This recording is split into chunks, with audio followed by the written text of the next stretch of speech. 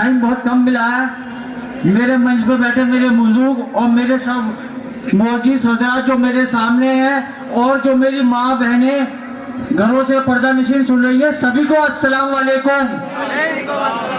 भाइयों, वक्त बहुत कम है, बस मैं कुछ बात कहना चाहता हूँ। ये जो रेवड़ियाँ बांट रहे हैं, आपने देखा होगा ये रेवड़ी हमें क्या दे रहे हैं। पानी तो दे नहीं सके, पानी दे रहे हैं गंदा, शराब दे रहे हैं। क्या दे रहे हैं? शराब। एक के बोतल एक फ्री, और एक ठेका और खुलवाना चाह रहे हैं, पिंक ठेका, जिसमें लेडीजें शराब पियेंगी। ये सारे काम उल्टे कर रहा है। दूसरी रेवड़ी इनकी मुसलमान के बच्चों को जेल भेजने का काम कर रहे हैं। अबे भाई, रेवड़ी तो जब ही हम इस्तेमाल करेंगे, या तो हम जेल से बाहर रहेंगे या जिंदा रहेंगे। पहले अपने मुस्तकबिल के लिए हमें वोट करना है। ये कोई झाड़ू और जो रोड के लिए वोट नहीं है। ये इस केजरीवाल को दिखाना है, ये बदतमीजी करे जा रहा है हमारे ऊपर, और हम इसको वोट दें। अगर हमने ऐसा करा, आने वाली कोई भी पार्टी हमें कुछ नहीं समझेगी, रोनते हुए चली जाएगी। इसे दिखाना है, क्या दिखाना है कि हम तेरे साथ नहीं है। और वो कैसे दिखाओगे भाईजान?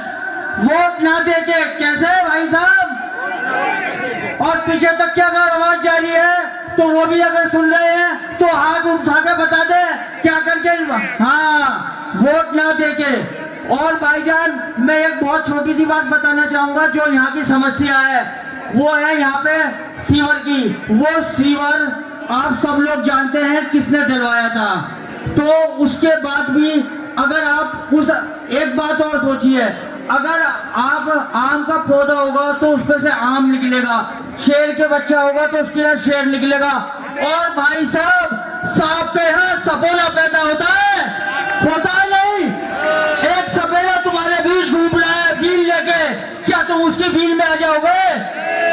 तो भाईजान, अपने आप को संभालो, बिखरो मत ना। अगर बिखर क्या होगा? अब से कुछ साल पहले इन्होंने इसी पार्टी से आके बीन बजाई और अब दूसरी पार्टी में पहुंच गए हैं, और वहां पे कह रहे हैं कि ये केजरीवाल के गुण गा रहे हैं। जिस केजरीवाल को कल तक के ये कच्चादारी कह रहे थे, आज खुद भी कच्चादारी बन गए हैं उसके साथ जाके। भाई साहब, मैं बोलता बड़ा बेबाक हूँ, उसमें किसी को अच्छा लगा या बुरा लगा, शायद कोई सुनता होगा तो कह रहा होगा कि ये मिर्जा क्या कह रहा है, मगर ये सच्चाई है इस इलाके की। भाई साहब, उस आदमी से आप उम्मीद नहीं रख सकते जिससे आपने पहले 21 साल परख चुके हो, और कब तक परखोगे? अब वो मौका खत्म हो चुका है परखने का।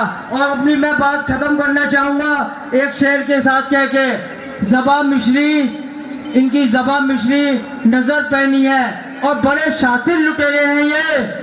ज़बा मिश्री नजर पहनी, बड़े शातिर लुटेरे हैं ये। उजाला ओढ़ के फिरते हैं और फितरत से अंधेरे हैं। और जरा संभल के, सुनने में आ रहा भाईजान पीछे, और जरा संभल के, ये कातिल तो नहीं मगर तेरे मुंह पे तेरे हैं और मेरे मुंह पे मेरे हैं। भाईजान, बात बहुत कम समय के लिए मुझे दिया गया, और भी बहुत मेरे भाई यहाँ पे खड़े हुए हैं। और एक बात और मैं आपको लास्ट बताना चाहता हूँ, अब्दुल रहमान भाई के।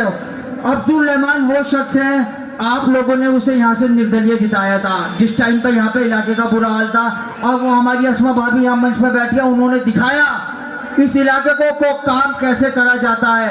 और ये आज वही, मैं उस कैंडिडेट का नाम भी नहीं लेना चाहता हूँ, आप लोग सब समझदार हैं, इलाका सड़ा पड़ा है, जाल बेच के खा चुके हैं, उसकी जगह पत्थर पड़े हैं, और अपने आप को कहते हैं मैं हूँ चुस्पा। सब समझ रहे हैं ना? उस चुस्पे को आपको सबको करना है। और इस बात याद दिला देनी है, 5 तारीख को आपको बटन सिर्फ और सिर्फ हाथ पे दबाना है और अब्दुल रहमान भाई को जिताना है। इस शख्स ने वहां से निकल के आपने और हमारे में से उठाया, ये शख्स कोई अलग से नहीं आया, ये शख्स आपने और हमारे से उठाया।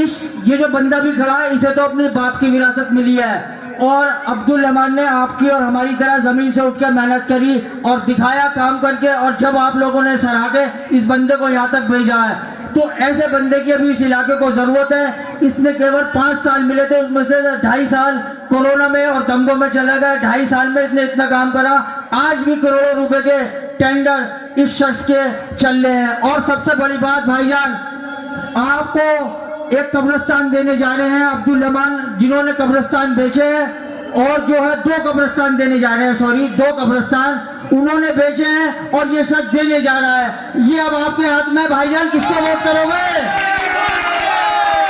अस्सलाम वालेकुम, शुक्रिया बहुत बहुत।